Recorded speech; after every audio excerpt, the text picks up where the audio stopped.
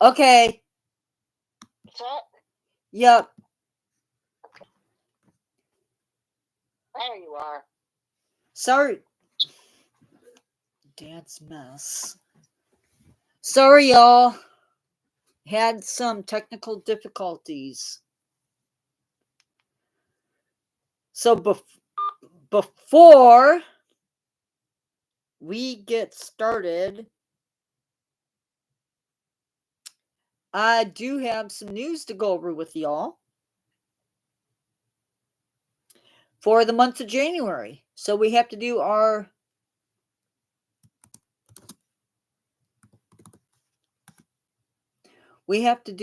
January recap. So in January, I had 30 videos, 19 shorts, 18 live streams, and 7 posts. We gained 34 subscribers in the month of February, or the month of January, sorry. That is more than I've had any other month.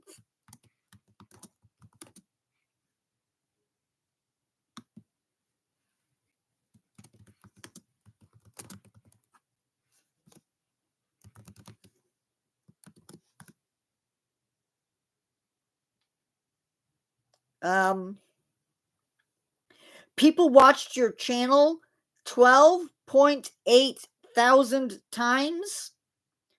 That's almost as much as we had in September.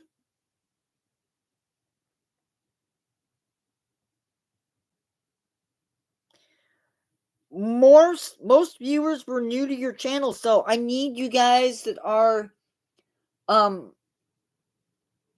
returning viewers to make your voices known. People didn't just watch, they reached out. There were 72 likes, 78 shares, and 7 comments.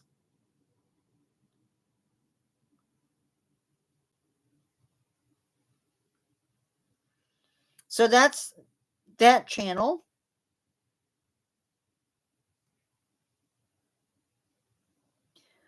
I'm going to switch gears.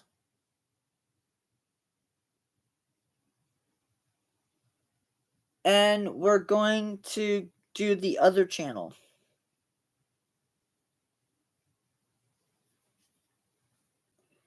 So this channel is very different from the other channel, as you know.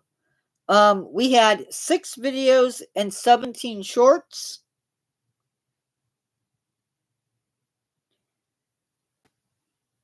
We had more views than ever, but it doesn't tell me how many. 2.4 thousand people tuned in. That's more people than I've had any other month since August. 3% of people were new viewers. 97% were new viewers. There were 9 likes and 8 shares, so not bad.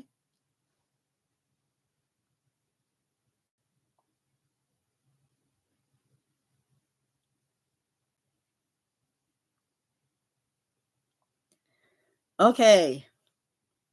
I don't know what's going on.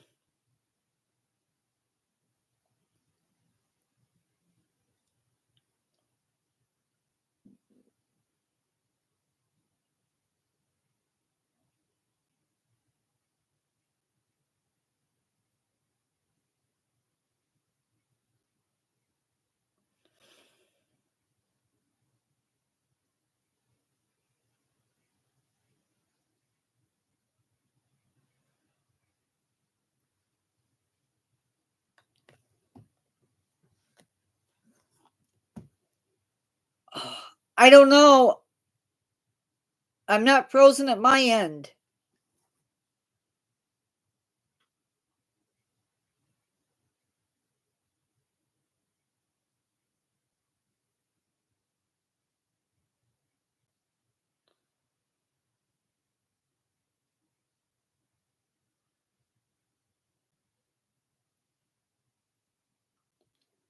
Okay.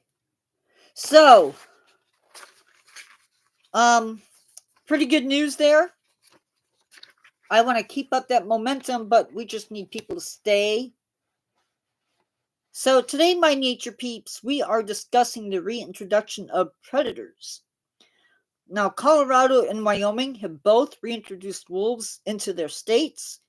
Colorado brought wolves back into the state in December of 2023, and Wyoming got wolves back into the state via Yellowstone.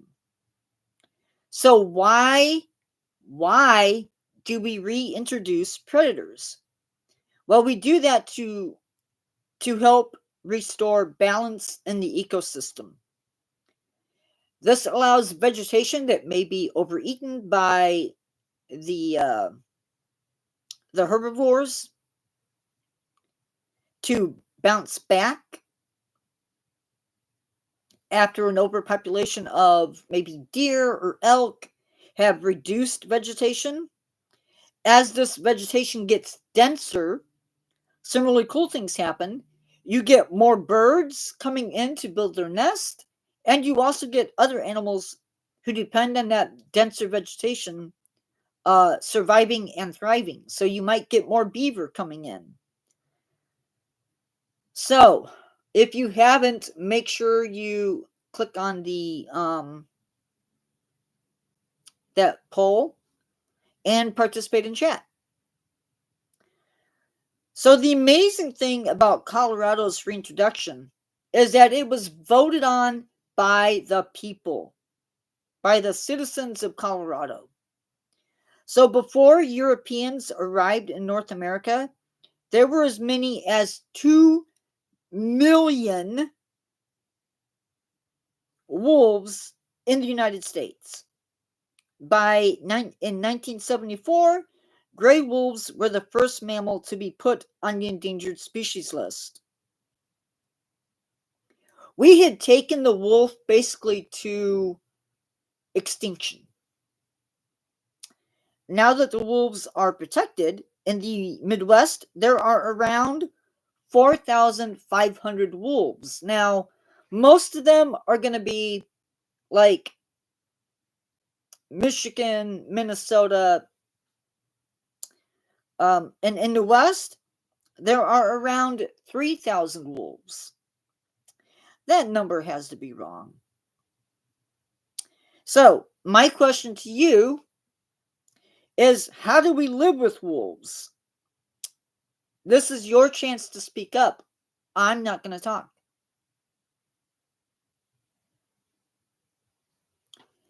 How do we do that?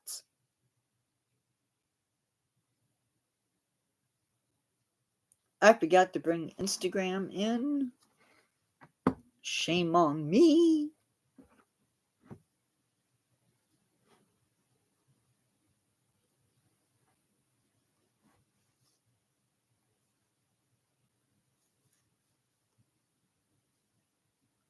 Give them their space, absolutely. But you got to do more than that. I mean, they need the space, and that's true. I completely agree.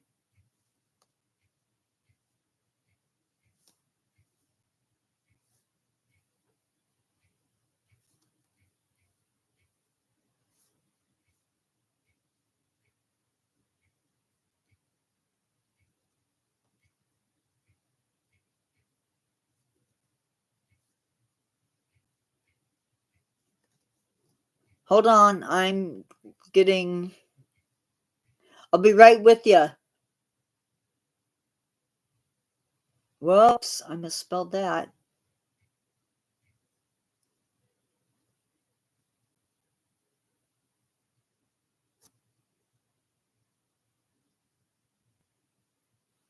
Okay, so yeah, you do want to be careful about your pets, but there's more.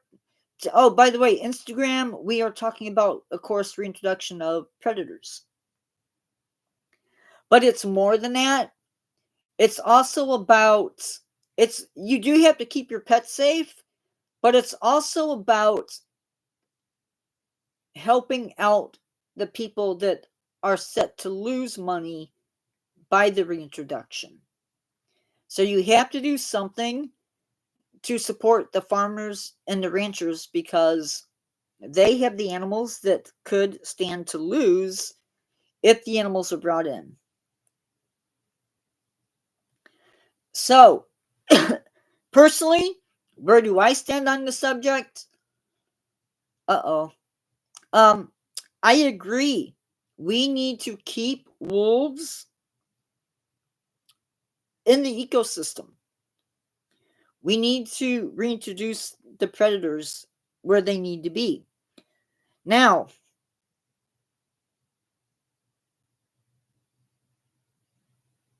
okay, so it's not going to be a cheap undertaking.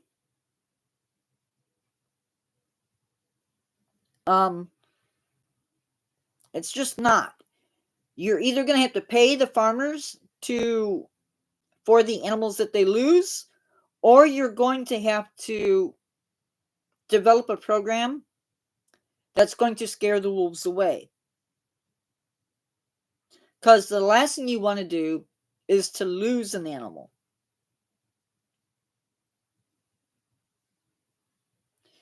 Now, we as people, we have supplemented a lot of what goes on.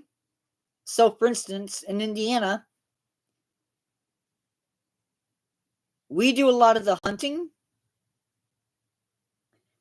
and that controls the deer population. Education is big. Education is huge. And hunters regulate the deer population,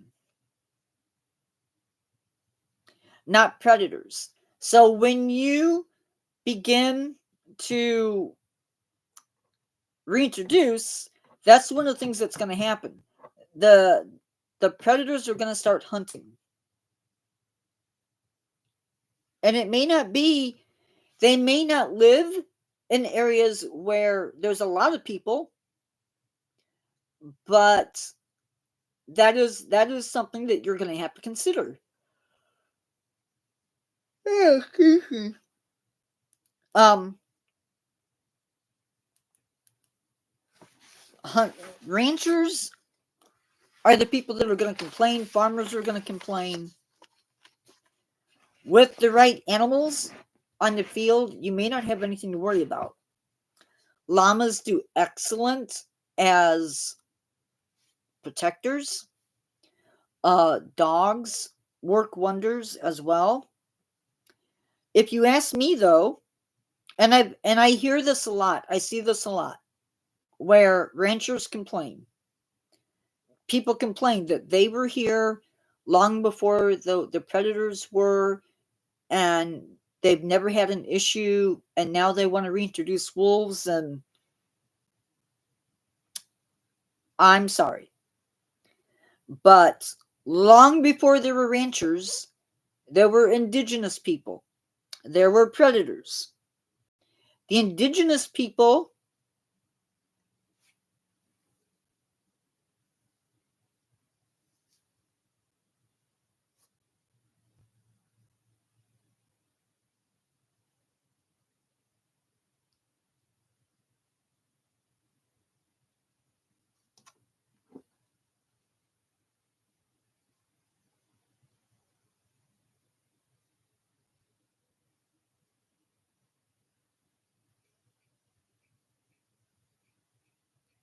um I have to a message that I have to check on.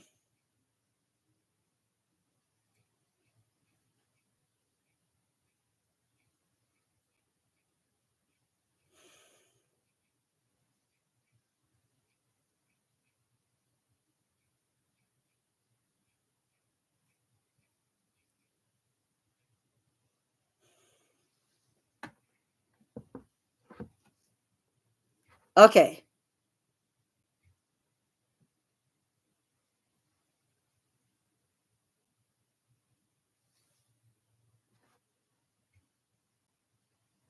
Um Somehow the Native Americans were able to live with these predators. Granted, they probably didn't have livestock, at least not until horses were reintroduced.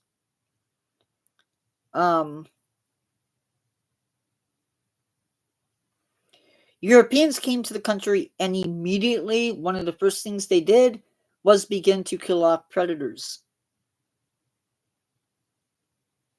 And I personally believe that there are ways to do this. Now, I'm not a biologist. I don't know the best way to do this. But I do want to talk about now something else that's important. There's a lot, I don't know about fences that make noises, but I know there's electrical fencing.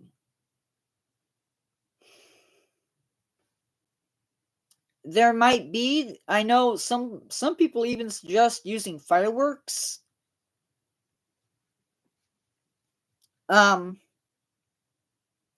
It's also really important to realize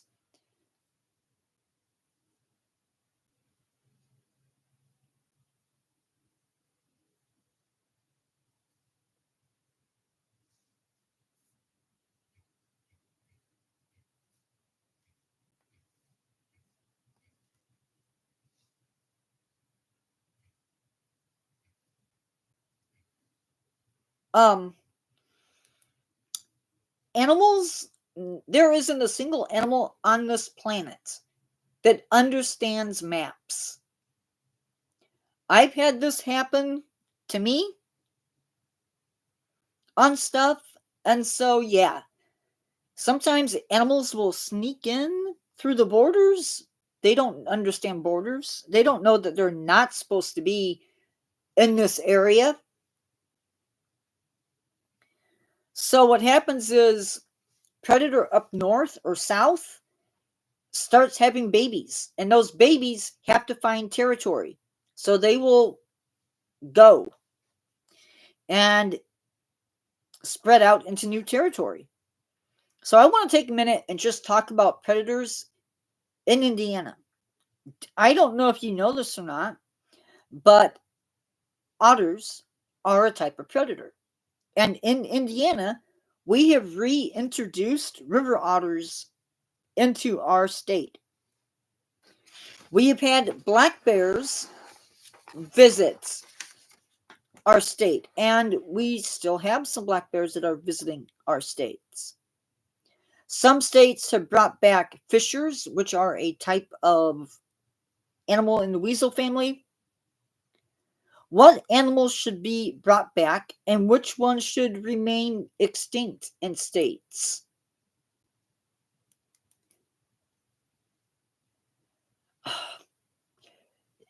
To an extent they did. I think they knew how to go about life. They didn't have a choice. It was either show that what we call respect or go hungry. Because if you overhunted, there wasn't going to be food for next year or when you needed it. So, what animals should be brought back and which ones should remain extinct? In Indiana,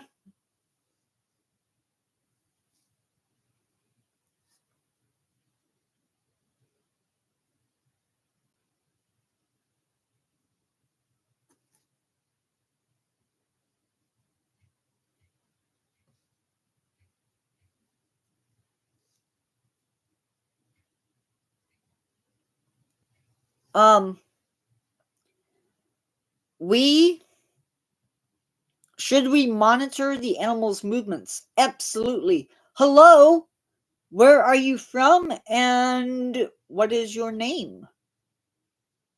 Because all I can see is somebody else is in, but that's all I can see.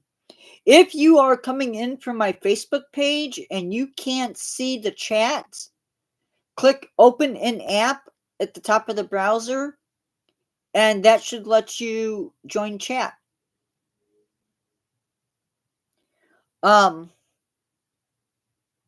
Should we reimburse animals, or should we reimburse ranchers for lost animals? These are just some questions that I'm throwing out. Should ranchers be allowed to shoot animals who come on their ranches, or should we make use of scare methods to scare off the animals?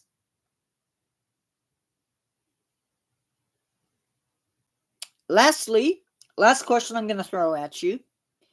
If we are truly stewards of the earth, are we failing if we don't reintroduce predators since our ancestors decided to wipe out predators?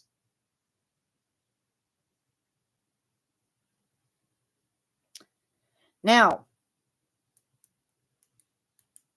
moving on, as you think about those questions, the following animals were wiped out in my home state. This happened probably in the 1800s, somewhere in there. In fact, I know it happened during the 1800s. Black bear, cougar, fisher, porcupine, and bison were all wiped out of Indiana. That being said, we do have bobcat, river otter, red fox, perhaps even gray fox. We have river otters, and we might even have a black bear or two.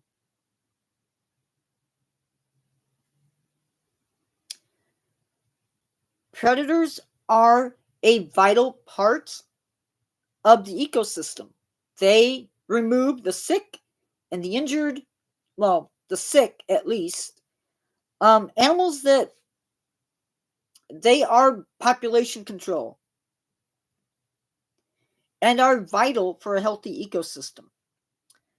I think our world is better because we have predators in it. Now, I'm not saying that I would feel safe having bobcats, or not bobcats, but cougars in my backyard.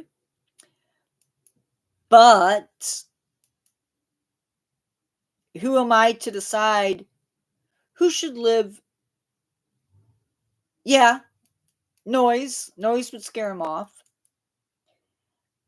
How is it that I have a right to decide who lives and who dies? I don't have that choice.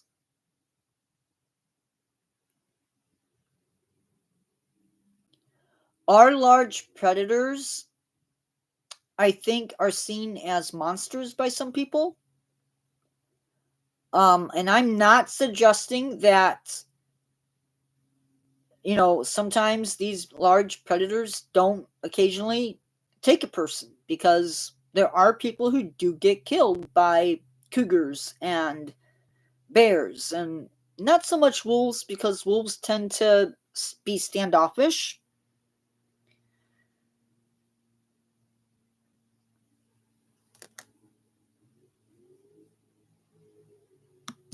By the way, if you're coming,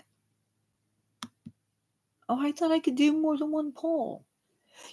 And yeah, we have coyotes. Very clearly in my area do we have coyotes. Most major city areas have coyote. You would be, if you think that you don't, you are badly mistaken. Because I guarantee you they are there.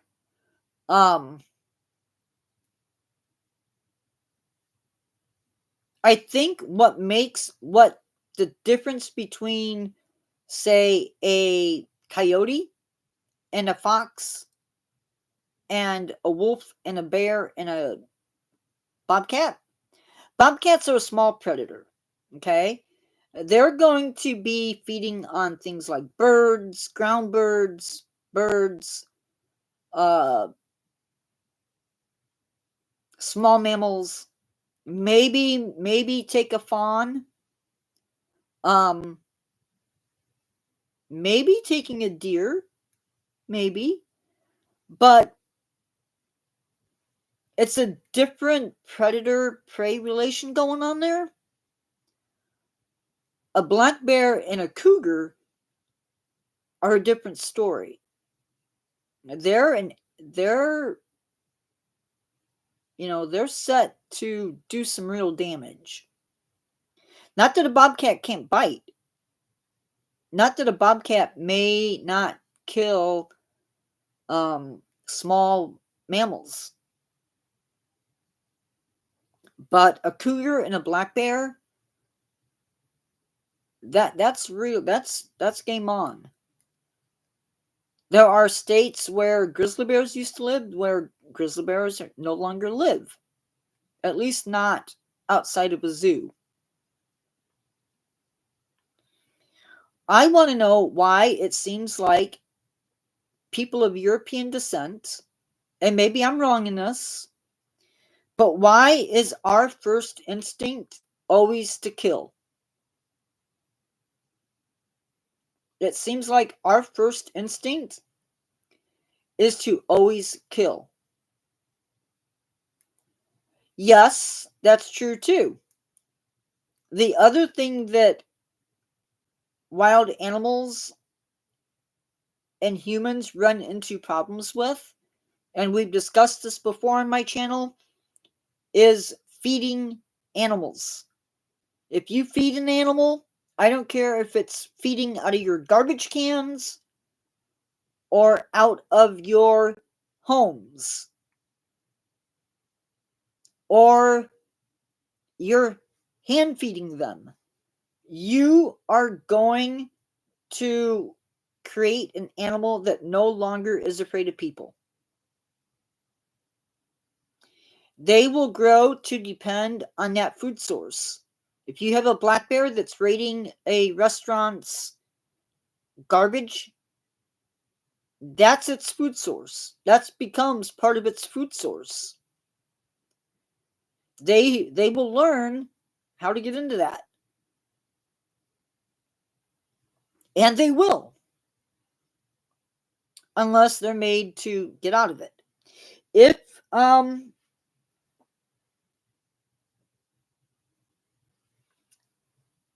if you're in an area that has a high rodent population,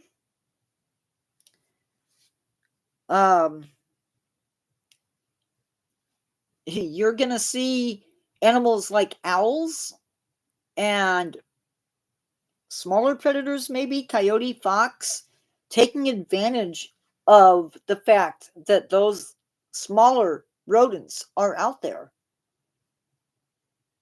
And keep in mind that there are other animals that eat rodents.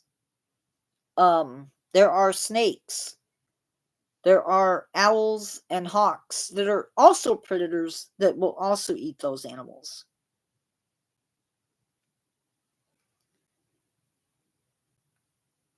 If we want the land, we kill it. If it kills our livestock, we kill it. If it hurts us, we kill it. If it kills a human, we kill it. I truly don't understand people. And I don't have all of the answers. That's why sometimes it's fun to get on here and to talk and to learn from you guys. But I can't do much if I don't have people on talking to me, because I love input and I want to see more people on. I don't know what to say.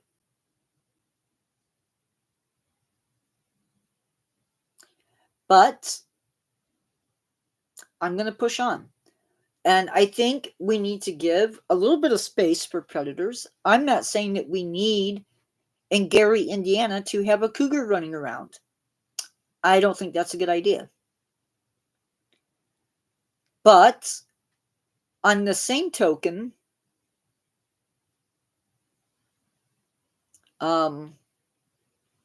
there are some issues with predator reintroduction. There is human safety to consider. A healthy wolf probably isn't going to mess with the person. A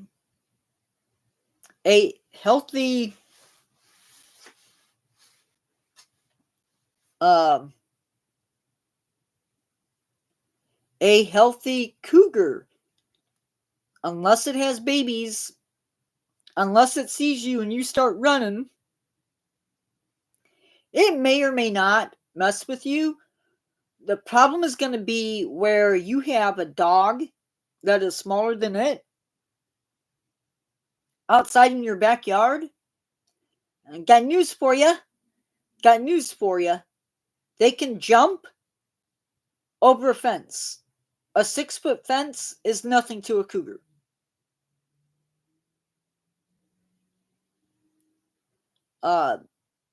Feeding animals outside and leaving them outside for any extended period of time, not okay. Not even in my area is that a good idea, because we do have coyotes. Coyotes will take small animals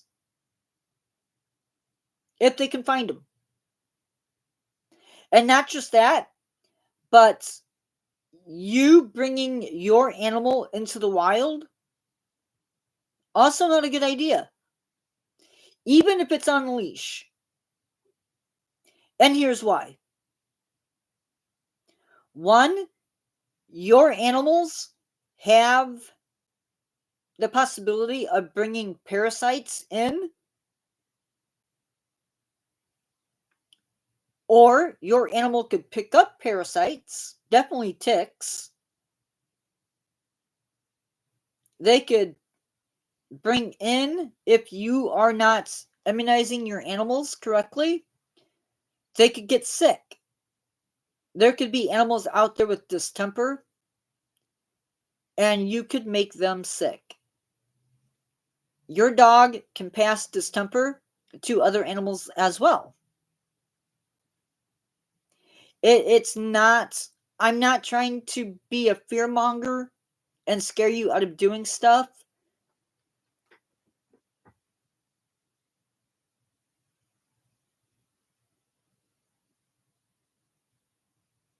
Animals are going to find a way. That's just a fact of life. And you're right. It is fear. I don't know how many pictures from out west I've seen of mountain lions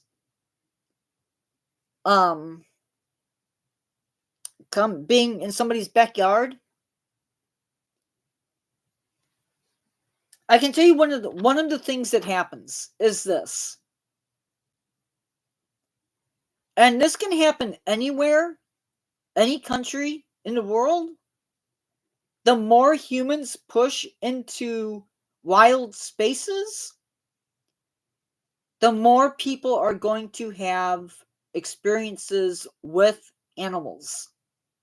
And it doesn't matter if it's a moose, an elephant, a lion, hyena, leopards, cougars, bears, wolves. The more you push into those habitats, the more encounters you're going to have. Oh, definitely. Definitely a coyote's going to eat a toy poodle. No doubt about it. So when I hear people complaining about a cougar in your backyard, for one, where do you live? Where do you live that you're getting cougars into your backyard? Probably not within city limits. I mean, you could maybe.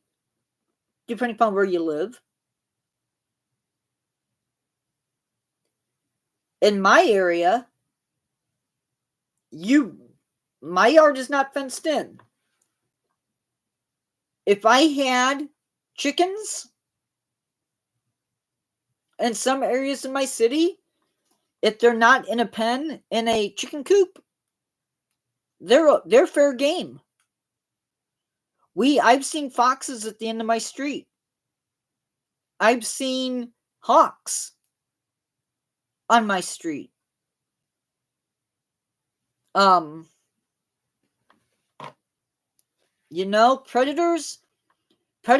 are animals. They're a part of nature. They're going to find their way. If you are new to my channel and you are not subscribed, please subscribe. I am going live tomorrow at 7 p.m. and going to be talking about nature experiences, some of my nature experiences, how you can have some of those same experiences, ways that maybe you can, well, not so much ways that you can enjoy nature in your yard, but ways that you can enjoy nature in nature. So, yeah. So, predators, unfortunately, have a bad rap, I think, in some regards. Also, if you're coming into my chat or into my live and you can't see chat, click open an app and you should be able to get into chat. If you're having other issues, message me on YouTube. If you are a friend from Facebook, you can message me on Facebook and we might be able to do a workaround. So, yeah, we are winding down our chat for today. So if you have questions about predators, this is your time to do that. I've spoken enough. But yeah, I don't know, I always feel strange about this topic because it is sort of a hotbed topic in some places.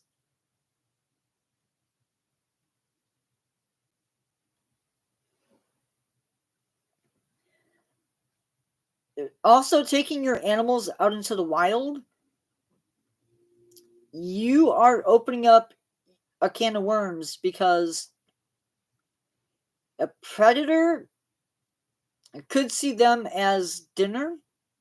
And if they're on a leash and you're holding that leash, yeah, you could be attacked. So consider that.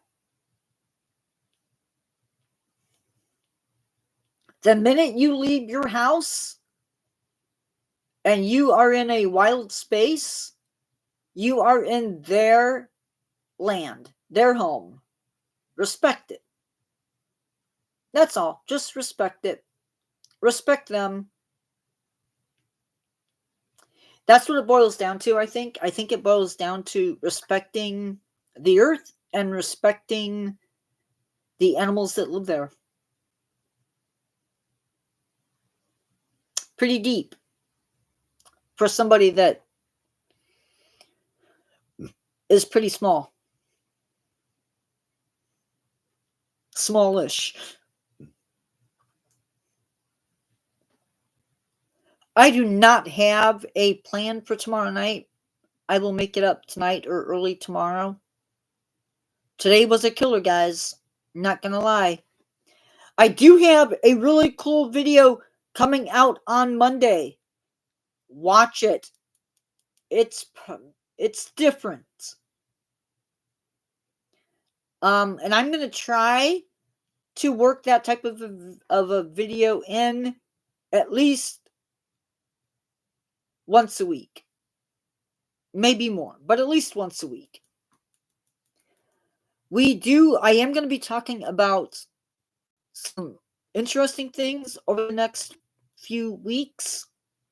Just as a reminder, I want to go over lives coming up. So also Facebook or Instagram. So Saturday is going to be animal encounters or nature experiences, sorry. Tuesday, we are talking about how to set up a tank for a tarantula. It's not going to be a live tarantula. I'm just going to go through the basics of setting it up. Friday, it is what do you want to see in my videos? I'm going to open the floor to maybe a Q&A.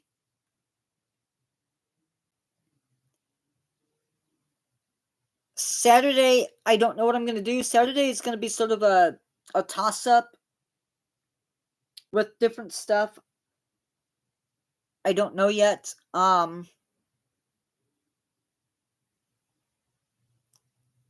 Then that next Tuesday will be geological specimens. Friday's live is going to be cloning extinct animals. We're going to be talking about the importance of leaf litter and plant stems in the garden and in your yard, ways to encourage wildlife to visit your yard, learning what's out there in your yard and in your neighborhood, your pets and wildlife laws that keep you out of trouble, wildlife photography, code of honor, that sort of stuff. Hello! Awesome. Welcome. So on Instagram, guys, I feel like I have one of my heroes, sort of, just joined. Hi, Low Country Fossil Hunter. He has helped me out at least once or twice with some fossil hunting. Or not fossil hunting, but helped me identify some of my shark's teeth. And I think he does.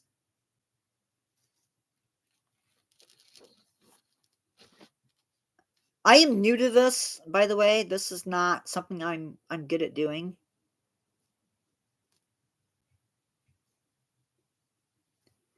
Thanks. I'm nearing the end actually, but I will stay on because I got people to chat with.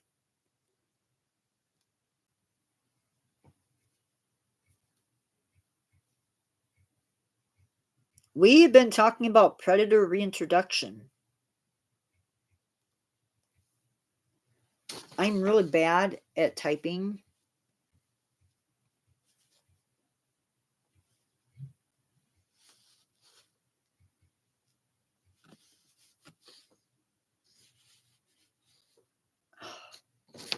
So, Carol, do you mind staying on a little bit longer? Let me know. So I think out of everything that goes on in human society, I think the idea of introducing predators can be a very scary thing for some people because it's sort of an unknown. I think fear definitely, like Carol said, definitely comes into play. The East Coast has seen something that I think has always been there, but it's more pronounced, and that's great white sharks. And I'm not sure because I don't live on the East Coast, but I know enough to know that seals bring them in, and if you have seals, uh, pretty good bet that you're probably going to have some type of shark, and it can be pretty scary.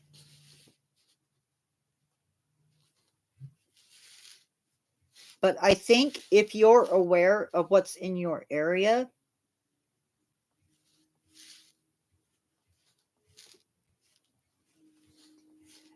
that it makes you that You're better off knowing what's in your area than not knowing.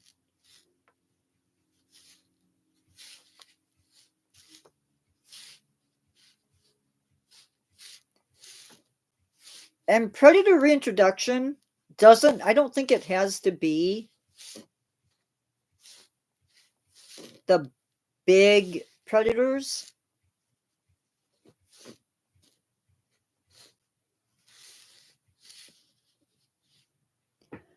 I think predator reintroduction can be something as simple as a fisher, or maybe a weasel, or a wolverine, or maybe bobcat if you don't have bobcat. Gray foxes if those are not been wiped out in your area. Probably don't even need to reintroduce coyote, because coyote are always there in one form or another. Rather that's a coy dog, because they will interbreed with domestic dogs. Probably, yeah.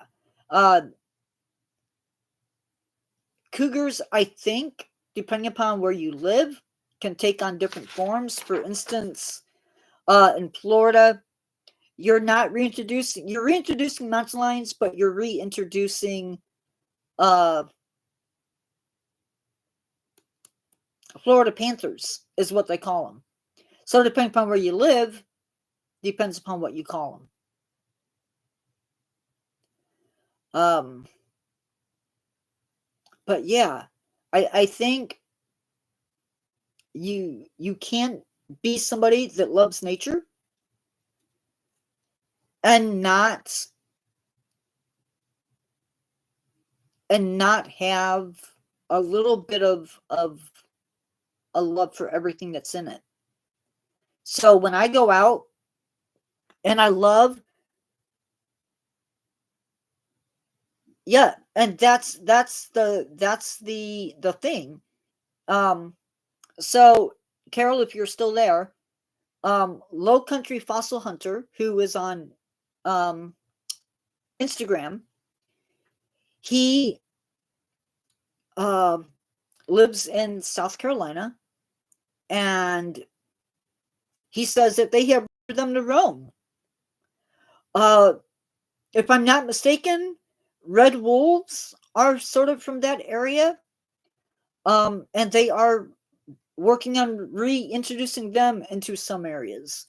Believe it or not, and this is big right now, jaguars used to live in the southwest of our country, and occasionally we get them coming into the country from Mexico. I believe, don't hold me to this, but I believe there's one down in Arizona, even as we speak. I'm not suggesting that every area in the United States needs to have black bear or cougars running around in it. I think where I live, which is I live up in the greater Chicago area, a cougar would be,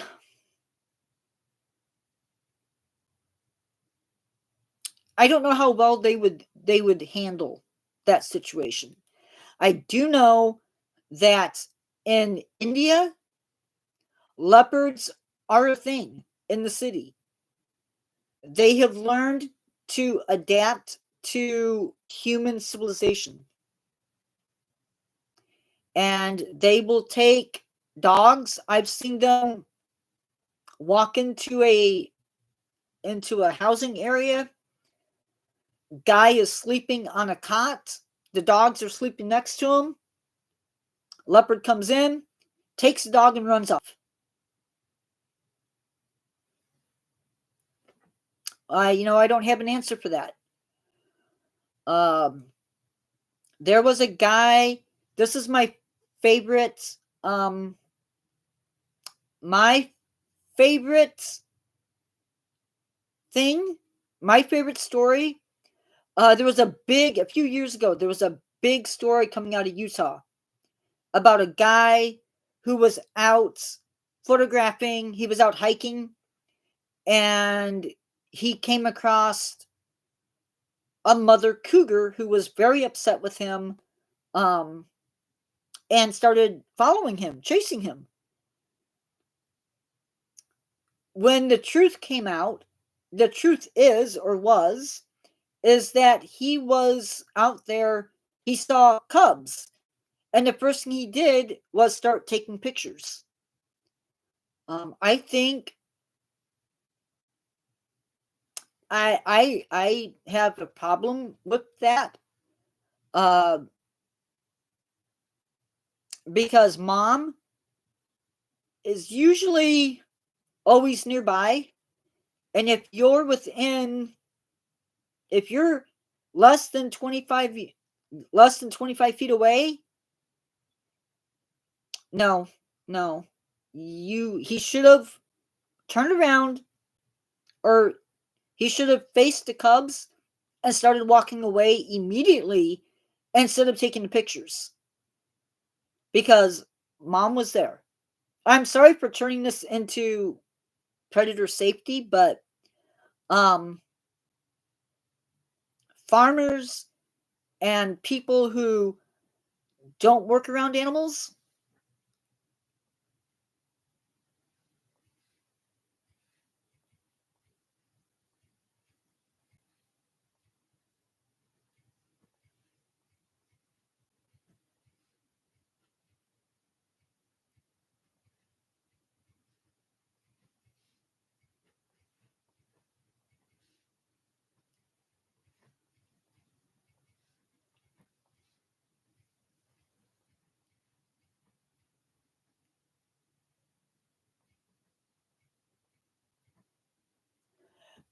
absolutely stuff happens. But as humans,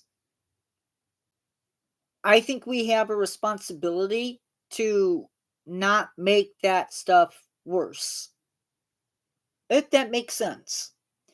For instance, Florida has alligators. No secret. Other states have alligators. Okay?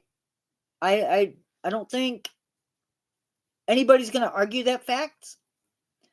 But that's not all that Florida has, but we're going to focus on alligators. They reintroduced alligators from other states, I believe, or at least protected them, and numbers picked up. Uh, and still, there are people who will take their dog for a walk, unleash, and get close to the water. I don't want to sound like a jerk, but I don't know. I don't know. In that case, do I feel sorry for the people because they lost their dog? Or do I not feel sorry for them because they should have known that there's a potential for alligators?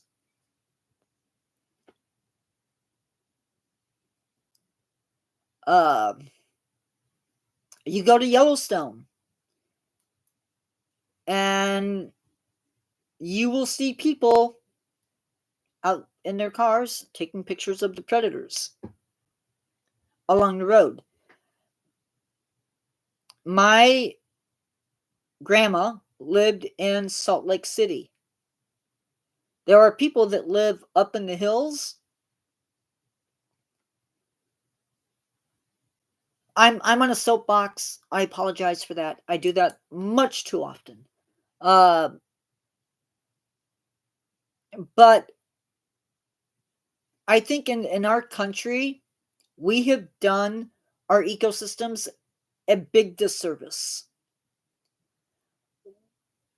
They need, and by they, I mean the ecosystem needs predators. Uh, small ones, big ones.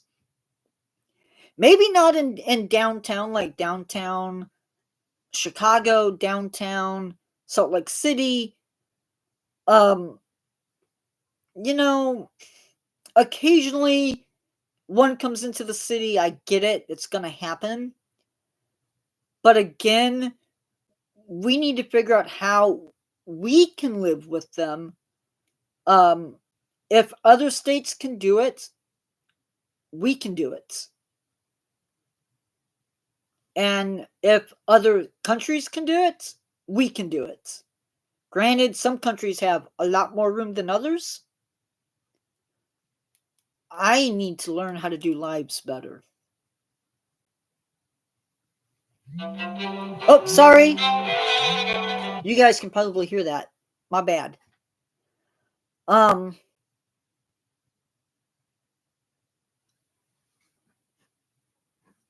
I don't know the best way.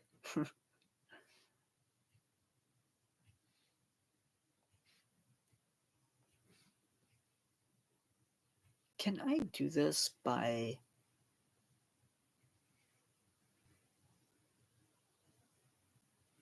Oh, thanks. I don't know the best way to keep people safe. I guess not.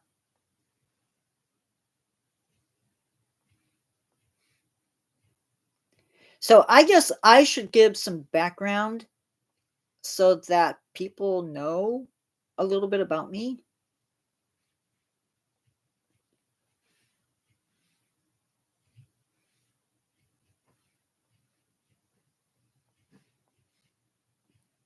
I'm used to chatting with one person.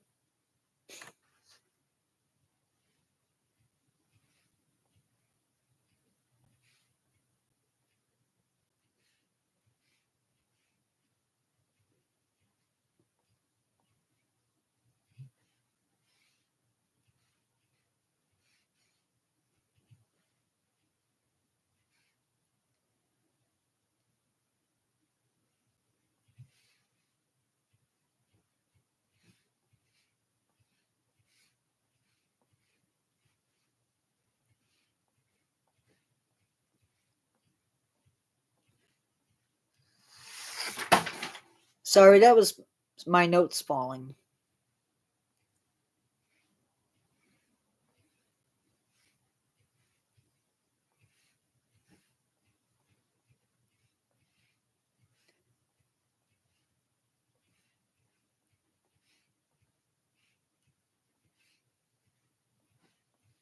So what, just so anybody else that may have come in knows a little bit about me. So I have always been somebody that really loves being in the outdoors. I have a grandfather who was a microbiologist who helped to sort of encourage my hobbies. I have a family that has been really supportive when I was a kid. A older brother who unknowingly helped to encourage it. He would bring home not baby alligators, sorry, baby snapping turtles. Um, we had a couple baby cottontails who, I don't know what happened, but he's raised baby robins and released them. I have a slight learning disability that hindered my college degree a little bit. But I went for biology. So I have all of the classes for a biology degree, minus organic chemistry and trig or calculus. Uh, and I'm bad with math, so that's why. And I switched gears. But if I'm out in the field, even with my glasses, I know what is unique and what, like, I know shapes. So I know if I'm looking at a rock, I can the fossil from the junk. Um I was out with my nephews one time, and I'm walking down a dry stream bed, and I happened to look down, and I stopped at this rock that was turned upside down. And legit, I turned it over, and there was an impression of a trilobite. I don't know why I stopped, but I stopped, and there it was, golden. Uh, but yes, getting back on topic. So I also like to birdwatch. I think I have somewhere around 130 something species on my life list. I'm not bragging, I'm just putting that out there. And I'm really big into ethnobotany, so edible and medicinal plants. But I don't drive, so I'm really limited as to when I can get out and when I can't get out. But um, I'm also the guy that if friends don't know what something is, I get the email or the text or the message on Messenger, and I'm expected to know what it is, even when I don't. Um, I'm that guy. But anyway, wow, an hour and wow, pretty good, pretty good. I also have. Oh no, no problem. Going live tomorrow night at 7 o'clock, talking about nature experiences. Thank you for coming in. I appreciate it. Good night.